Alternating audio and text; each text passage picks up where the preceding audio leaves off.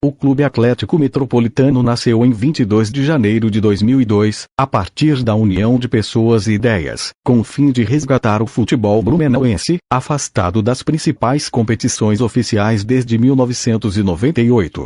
Em seu nome, por sugestão do empresário Altair Carlos Pimpão, fez uma referência à região metropolitana de Blumenau. O presidente eleito para o primeiro biênio é Alfonso Santos Rogério. De seu embrião, gerado após sucessivos encontros entre pessoas ligadas a clubes amadores e empresários locais, surgiram os planos para a seleção de atletas. Paralelamente, foram lançados em abril do mesmo ano o escudo, o uniforme e as cores verde e branca. Durante todo o primeiro semestre, foram recrutados jogadores da região para a formação de seu elenco, que estrearia em agosto na sua primeira competição oficial, o Campeonato Catarinense da Segunda Divisão. Em 04 de agosto, diante de um público aproximado de 800 pessoas no estádio do SESI, o Metropolitano empatava em 0-0 com o Brusque, clube este já consolidado no futebol profissional estadual. O time blumenauense, dirigido pelo treinador Francis, entrou em campo com a seguinte escalação titular: Fabiano, Vando, Zeca, Márcio e Canhoto, Paulo, Luizinho, Wilson, Marquinhos, Polegar e Carioca. O ano de 2004 inicia com a posse do novo presidente do clube, Robert von der Eide. O grande objetivo do ano é muito claro: o acesso à elite do futebol catarinense para o ano de 2005. Alcançar esta meta significaria ficar entre os 8 primeiros colocados dentre os 12 que disputariam o Catarinense da Série 2. Na competição, equipes já tradicionais do futebol estadual, como a Chapecoense, o Marcílio Dias, o Tubarão e o Atlético de Ibirama. Mesmo sabendo das dificuldades financeiras que sempre atravessam os participantes das competições de acesso à primeira divisão, o Metropolitano resolve ousar e contrata o experiente e consagrado goleiro Ronaldo Giovanelli, ex-goleiro do Corinthians e da seleção brasileira. No entanto, é outra contratação, menos impactante, que acaba revelando o grande primeiro ídolo do clube, o atacante Diego Viana. Diego, gaúcho com passagens por Juventude e Avaí, torna-se o artilheiro da equipe na Série A2, havendo, inclusive, marcado o 100º gol oficial do Metropolitano. Depois de 2 anos de profissionalismo, o Clube Atlético Metropolitano consegue o seu acesso à principal competição estadual de Santa Catarina. Após 6 anos ausente, Blumenau volta a ter um representante seu na principal competição estadual, pelas mãos do Metropolitano, com apenas 2 anos de fundação, o caçula do futebol blumenauense. O ano de 2007 começa com um grupo de jogadores jovens, com a equipe sob o comando do treinador uruguaio Sérgio Ramírez. A campanha foi abaixo dos anos anteriores. Após um 7º lugar em 2005, 6º lugar em 2006, em 2007 o Metropolitano não vai além da 8ª colocação. A competição acabou ficando marcada pelas trocas de treinadores. Além de Ramírez, comandaram a equipe durante o Catarinense Cláudio Adão, Gerson Andriotti e Lio Evaristo. Foi com este último, o paranaense Lio Evaristo, que o time parece ter encontrado um melhor padrão de jogo. Convidado a disputar na Áustria o torneio internacional centenário do FC Lustenau, o Metropolitano, que até então nunca havia disputado um jogo oficial fora de Santa Catarina, de repente se vê em gramados internacionais. Assim, em 15 de junho o Metropolitano estreia na competição enfrentando justamente os anfitriões, a equipe austríaca do FC Lustenau 07. O Verdão blumenauense se mostra um visitante indigesto e bate os donos da casa, em sua própria cidade e país, por 2-0 com gols de Eric e Flávio Guilherme.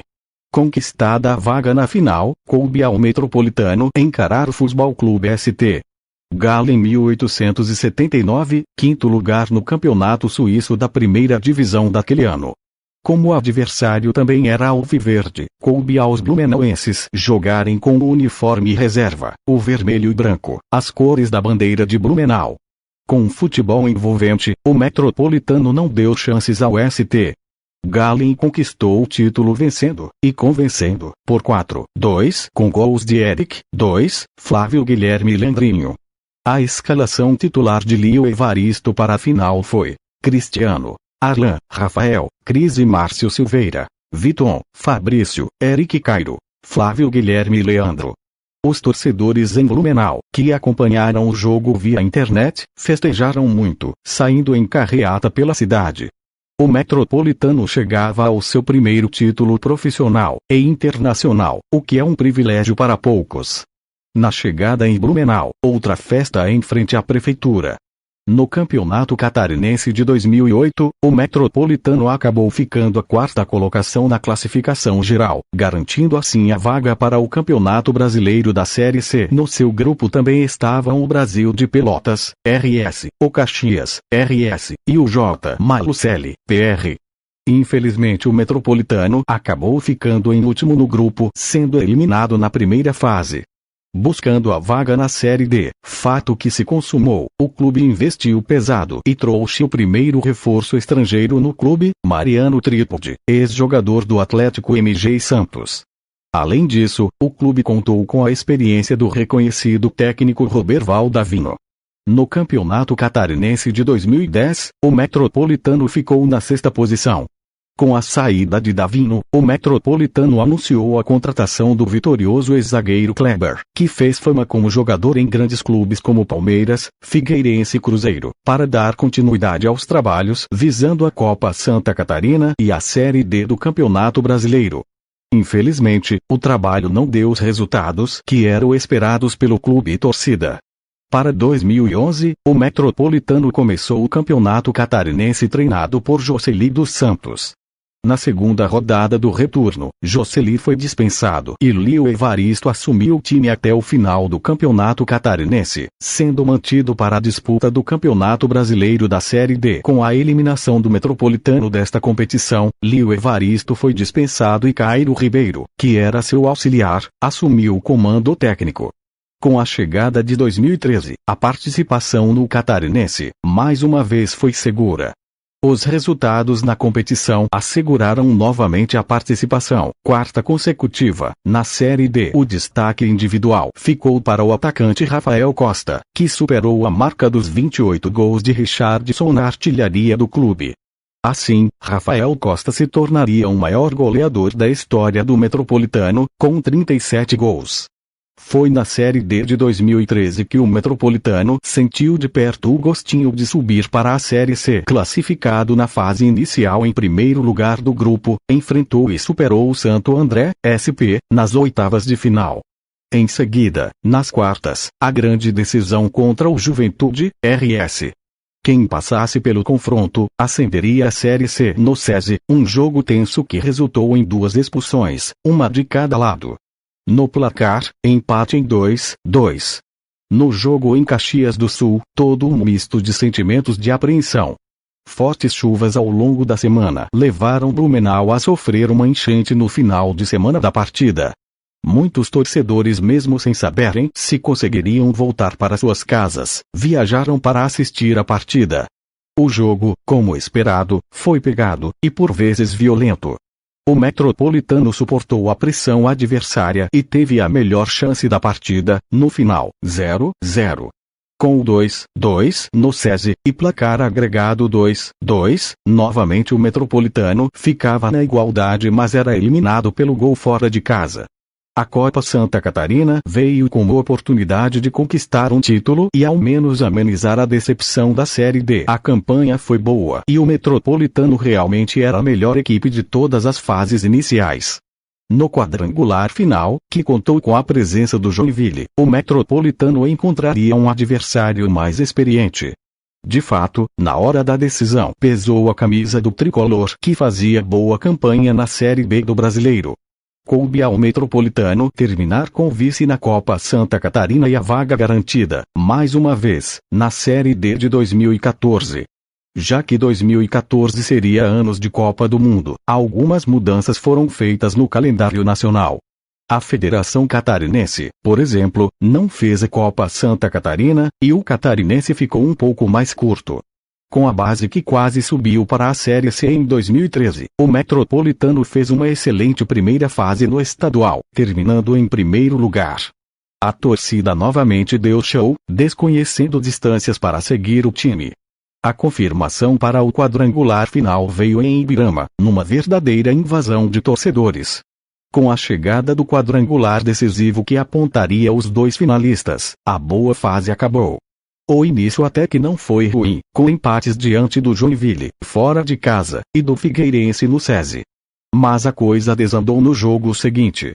Fazendo um jogo de superação, a equipe blumenauense segurava o 0-0 contra o Criciúma no sul do estado, até mesmo ameaçando gol no contra-ataque. Porém, em um lance que contou com o erro do auxiliar, Paulo Baier, em impedimento, fez 1-0 e decretou a vitória do Tigre. Ali o Metropolitano perdeu a mão. Não se encontrou mais em campo na sequência da competição e terminou o Catarinense, em um honroso quarto lugar, ficando na frente de Avaí e Chapecoense. Outra vez na Série D, outra vez passando pela primeira fase. Superando o Boa Vista, RJ, a Penapolense, SP, o Pelotas, RS, e o Londrina, PR, o Metropolitano foi às oitavas enfrentar o Tombense, MG, sensação do Campeonato Mineiro. Assim como em 2012 diante do Mojimirim, SP, no confronto no SESI Metropolitano estava com uma dupla de zaga titular suspensa, tendo que atuar com seus dois reservas. A falta de entrosamento e a pressão acabam refletindo no sistema defensivo. O placar em 1-1 em Blumenau levou a decisão para Tondos, MG. Em Minas Gerais o time comandado pelo treinador Pingo não consegue segurar o adversário. Derrota por 1-0 e eliminação. Outra vez o sonho do acesso fica adiado. Sem a Copa Santa Catarina no segundo semestre, coube ao clube se organizar para 2015. Se muitos duvidavam, muitos se surpreenderam. O ano de 2015 foi marcado por um dos menores investimentos históricos do Metropolitano no primeiro semestre, no Campeonato Catarinense, mas também por uma das melhores campanhas históricas do clube de Blumenau. Com uma das menores folhas salariais, a equipe comandada pelo técnico Pingo encerrou a competição na quinta colocação. Nomes como o do atacante Ariel, oriundo do futebol amador, ganharam a chance de colocar o seu nome na história do clube, e o mesmo ocorreu com um velho ídolo, o atacante argentino Mariano Tripodi, que retornou e foi uma das peças importantes no decorrer da campanha. Já no segundo semestre, a equipe não conseguiu repetir o mesmo desempenho.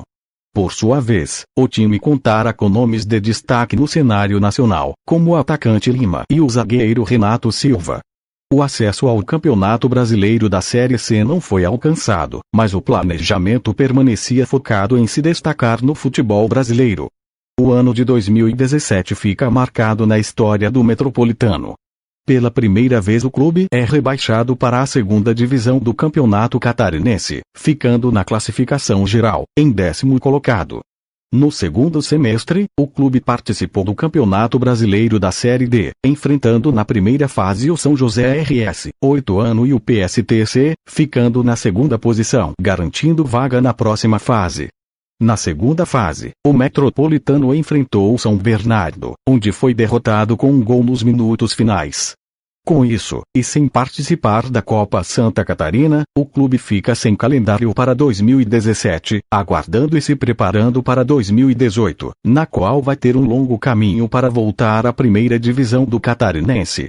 O ano de 2018 começou com o planejamento para o Campeonato Catarinense da Série B daquele ano.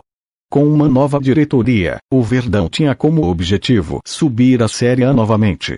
O time começou o campeonato de forma tímida, terminando o primeiro turno na quinta colocação. Veio o segundo turno e com o técnico Marcelo Mabilha o Metropolitano se encontrou e acabou ficando em segundo lugar no retorno, garantindo vaga na semifinal da competição. O primeiro jogo da semifinal foi contra o Camboriú em Blumenau, jogo vencido por 2-0. O segundo jogo foi vencido pelo time da casa pelo placar de 2-1, porém insuficiente para tirar a vaga da final e do acesso do Metropolitano. Veio a grande final, o adversário, o bem preparado Marcílio Dias. O primeiro jogo direto do estádio Monumental do SESI foi um encanto, 3-0 e direito a colocar uma mão na taça. O segundo jogo em Itajaí, não faltou emoção, 2-0 para o time do Litoral, porém mesmo com revés o Metropolitano acabou conquistando o primeiro título oficial de sua história. No ano de 2019, após meses de negociação, o clube fez uma parceria junto com a empresa do ex-jogador André Santos AS27.